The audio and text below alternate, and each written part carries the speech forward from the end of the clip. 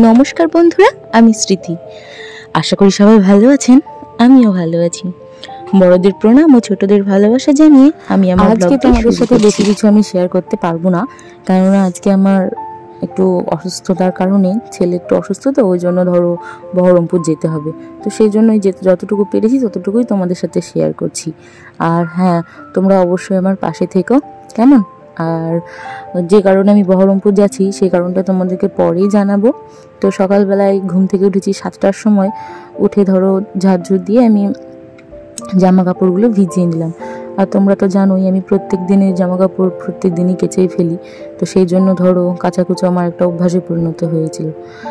তো ধরো জামা কাপড় ভিজিয়ে দিয়ে পোশাক টোশাক চেঞ্জ করে চলে এসেছি রান্নাঘরে, গ্যাসটা মুছে নিলাম। এবার ভাতও চাপিয়ে দেবো, কেননা ওই যে যাবো, তো সেই জন্য ধরো তাড়াতাড়ি করে ভাতও চাপিয়ে দিলাম। আজ খুব তাড়াতাড়িই ভাত চাপিয়েছি। প্রত্যেক দিন আমার 10টা বাজলেই বাড়িতে ভাত চেপে যায়, কিন্তু আজকে আমার 8টা সাড়ে 8টাতেই ধরো ভাত চেপে গিয়েছে। তো ধরো থুড়ি চাল চাপিয়ে দিয়েছি। আর এদিকে আমার বর যে সব কিছু কেটে বেছে রেখেছে। তো ওকে বলেছিলাম আজকে মাংস খেতে ইচ্ছে করছে, তো রাত্রে 1টা-1.5টার সময় হঠাৎ কেন জানি না খুব মাংস খেতে ইচ্ছে করলো। তো ওর বাবাকে বলাতে ও সকালবেলায় মাংস নিয়ে হাজির হয়েছে আর কেটে বেছেও দিচ্ছে। তো ওইদিকে ধরো কাটা বাছা করছে, আর এদিকে ভাতও বসিয়ে দিয়েছি, আর ভাজা ভুজোগুলোও পরের কড়াইয়ে বসিয়ে দিয়েছি। আমি দুটো ধরো একসাথেই জ্বালিয়ে সব কিছু তাড়াতাড়ি করে নেওয়ার চেষ্টায় আছি।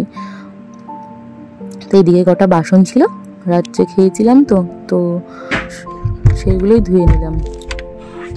তো বাসন টাসন ধুয়ে মাংসটাও ধুয়ে নেব, কেননা কেটে বেছে দিয়ে ও ধরো বেরিয়ে গিয়েছে, তো সেই জন্য ধরো মাংসটাও আমাকেই ধুতে হবে। আর এমনিতেই খুব টিপটিপে আমি, বিশেষ করে মাংস মাছ ধোয়াতে। মানে মাংস ধুলে তো আগে খেতেই পারতাম না মাংস, তো এখন ধরো একটু একটু করে অভ্যাস হয়ে গেছে। যেমন আগে ধরো মাংস দিয়ে ভাত খেলে সেই থাল আমি আর নিজের থাল নিজেই ধুতে পারতাম না, কিন্তু এখন অভ্যস্ত হয়ে গেছে। এখন সবার থাল ধুয়ে মুছে তুলে নিলেও আর কিছুই মনে হয় না। অনেক কিছুর পরিবর্তন হয়েছে বিয়ের পরে। আর কি বলতো, আগে খাসির মাংস খেতে পারতাম না, গন্ধ লাগতো। আমাদের বাড়িতে না 30টা মতো ছাগল ছিল, তো সেগুলোকে খুব ভালোবাসতাম। ছোট বাচ্চা থাকতো আর বড় বড় খাসি ধরো সেগুলো নিয়ে খেলা করতাম, তো সবসময় ভালোবাসতাম। তো সেইগুলো জন্য ধরো মানে একবার খাসির মাংস এনেছিল, তো ভীষণ গন্ধ লাগছিল, দিয়ে আর খেতে পারিনি। দিয়ে তারপরে আস্তে আস্তে ধরো অভ্যাস হয়ে করেই ফেলেছি খাসির মাংস বলে কথা। তো ভোজবাড়িতে একদিন মাংস খাওয়ার পরে আমার খুব ভালো লেগেছিল, তো সেই থেকে এখন খাসির মাংস খাই। তবে কয়েকদিন আগে খাসির খেয়েছি, আর এখন পোলট্রির খাচ্ছি। তো পোলট্রিরটাই বেশি পছন্দ খাসির থেকেও। তো এই দেখো আমার ধোয়া কমপ্লিট, এবার মাংসটাও চাপিয়ে দেবো। আর মাংসর জন্য বাটনা বেটে নিয়েছি, পেঁয়াজ রসুন আদা জিরে লঙ্কা সব কিছু ধরো বেটে নিয়েছি। আর মাংস রান্নায় বিশেষ করে পাটায় বাটা মশলার টেস্টই আলাদা, আর মিক্সিতে বাটতে আমার আর ভালো লাগে না। কি বলো তো, যখন বড় ছিলাম তো তখন মা তো আর কিছু করতে দিত না। তো বিয়ে হওয়ার পরে এ বাড়িতে এসে বুঝেছি যে সব কিছুর খরচ বাঁচাতে, আর সেই বাঁচানোর জন্যই আর বকা খাওয়া থেকে মানে বিরত থাকার জন্যই ধরো এই পাটাই বাটা শেখা। আর একবার যেই শিখেছি না পাটাই বাটা, আর অন্য কিছু আমার ভালোই লাগে না। সে যত কেজি মাংস হোক না কেন, আমি পাটাই বেটে মশলা দিয়ে রান্না করবই করব। তো হাতটাতে একটু ধরো লঙ্কা বেশি বাটলে ঝাল ঝাল লাগে, তো সেই জন্য কী করি, একটু ক্যারি প্যাকেট সেই চিলমিলিগুলো হয় ওইগুলো হাতের মধ্যে ভরে নিই, আর একটু তেল মেখে নিই সর্ষে দিয়ে, তখন ধরো বেটে নিই। আর কী বলো তো, যখন মাংসের টেস্টটা মানে পাই না, তো তখন আর সব কতটুকু লঙ্কা বেটেছি আর কতটুকু ঝাঁঝ লেগেছে বা এখনও জ্বলছে হাত পাশে সবার মনে থাকে না। তো এই দেখো আমি সব কিছু হালকা করে ভেজে নিয়েছি, আর সব ধিমে আঁচে ভেজে নিয়েছি। আর এই বাসন মাজতে মাজতেই কটা বাসন ছিল সেইগুলোও ধুয়ে নিয়েছি। আর এই দেখো এখন মাংস চাপিয়ে দিলাম। আর আজকে আর সেই মাংসের চাটনি আর বানাবো না, আজকে একটু গামাখাই করব। কেননা আমার গামাখাই আজকে ইচ্ছে করেছে। যদিও ভালো লাগে না, কেমন বালি বালি লাগে। যেমন আপেল যেমন এক একটা খেতে কেমন বালি বালি লাগে না, আর এক একটা আপেল খুব মিষ্টি খুব টেস্টি লাগে, ভালো লাগে শক্তপোক্ত। তো ধরো এই জল দিলে আর মাংসে আলু দিলে আমার জন্য একটা বালি বালি টাইপেরই লাগে। তো সেই জন্য ধরো মাংসে আমি আলু জল কোনোটাই দিতে চাই না, তবে আজকে আমার ইচ্ছে করেছে আজকে আমি একটু গামাখাই খাবো। তাও আবার ভাত দিয়ে মেখে। আর ওই মাংসের চাটনি যেগুলো বলছি না, তো ওইগুলো হলে ধরো বাটি বাটি চালিয়ে দেবো, মানে 500 মাংস 250 পরিণত হবে। তো এইদিকে ধিমে আছে মাংসটা করতে দিয়ে আমি এইদিকে ভাবলাম যে ঘর দোরটা মুছে নিই। এখন প্রায় 11:30 বাজে, তো জামা কাপড় ভিজাতেও দিয়েছি, তো সেগুলোও তো কাচাকুচি করতে হবে, তাও আবার টাইমের মধ্যে। আমাকে 3টের সময় ধরো বেরিয়ে যেতে হবে, তো সেই জন্য ধরো খুব তাড়াতাড়ি আমার, আর জামা কাপড় কাচতে তো একটু দেরি হবেই, সেই জন্য ধরো ধোয়া মোছা করে নিলাম। ঘরটা আগেই মুছে নিয়েছি, তারপর বারান্দা মুছে স্নানে নেমেছিলাম। স্নান সেরে এসে দেখছি এমন হয়েছে মাংসটা, তো খুব টেস্টি হয়েছিল খেতে। সেই ফাঁকে বিছানাটাও গুছিয়ে নিয়েছি একটু। তো এই যে ছাদে এসেছি জামা কাপড় মেলতে, এসে দেখি ওই গাছটা খুবই বড় হয়ে গিয়েছে আর দেখতেও ভালো লাগছে। এইটা কি বলতো, সুগার যাদের আছে না, তাদের নাকি এই গাছ খেলে সুগার লেভেলটা একটু কমে, তো সেই জন্যই আমার বর লাগিয়েছে এটা। আর খুব দামি গাছ।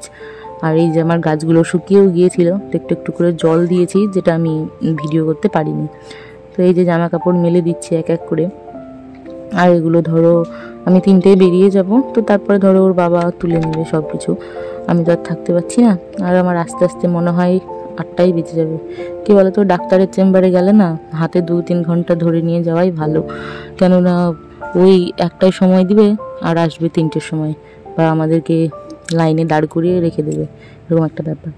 তো আজকে দেখো এইসব ভাজাভুজো করেছিলাম, তিতো রসা মাংস, পটল ভাজা, ঢেঁড়স ভাজা, এই সবই করেছিলাম, বেশি কিছু আর করিনি। আর এই দেখো দেখেছো মাংসের গ্রেভিটা, কি সুন্দর গ্রেভিটা দেখো, খুব টেস্টি হয়েছিল। তো ধরো ভাত দিয়ে মেখে হেব্বি করে খেয়েছি। আর এই যে আজকে আমাদের দুপুরের খাবার। আর এই দেখো খাওয়া দাওয়া করে একদম রেডি হয়ে গিয়েছি বেরোবো বলে। এখন বাজে 3টে। তো এই গরমে আর শাড়ি পরে বেরোলাম না, খুব গরম লাগছিল, আজকে একটু বেশি গরম পড়েছে, তো সেই জন্য ধরো কুর্তি পরে নিয়েছি। তো এবার বেরিয়ে যাব, ওরা বাবা ছেলেতে রাস্তায় দাঁড়িয়ে আছে, আর আমি এই যে যাব। আর রেডি সেডি হয়ে ভাবলাম তোমাদের সামনে একটু আমার কি বলবো মুখশ্রীটা দেখিয়েই নিই। তো এই সাজগোজার কতক্ষণ থাকবে কে জানে, যা গরম পড়েছে, মানে কি বলবো। তো এই যে বাস থেকে নেমে টোটো ধরে ফেলেছি, অনেকটা রাস্তা চলে গিয়েছি। তো এখন যাব রানীবাগান। তো সেখানে গিয়ে এই যে ডাক্তারবাবুর সঙ্গে দেখা সাক্ষাৎ করার পরে আলোচনা করে চলে এসেছি বাড়ি। আর এখন বাজে বোধ হয় 8:30 কি 9:45 এরকম হবে হয়তো। তো এসে ধরো জামা কাপড়গুলো ওর বাবা তুলে এনে চকিতেই রেখে দিয়েছিল, তো সেইগুলো ধরো তো গোছাতে হবে, তো সেই জন্য ওগুলো জায়গায় জায়গায় রেখে দিলাম।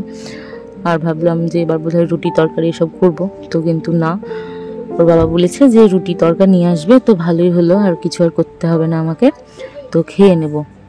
আর এসে খিদে পেয়েছিল দুপুরে, বেশি করে ধরো ভাত খাইনি, কোথাও যাওয়ার আগে তো বেশি ভাত খেতে পারাই যায় না, তারপরে আবার গরম, তো ধরো মাংস ভাত যতই হোক তাও বেশি খেতে পারিনি আমি।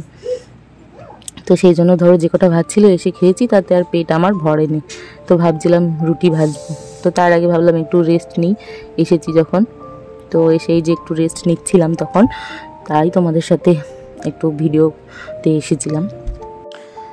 তো চলো রুটি তরকা খেয়ে আজকের রাত্রিটা কমপ্লিট করব, আর আজকের ব্লগটাও এখানে শেষ করব।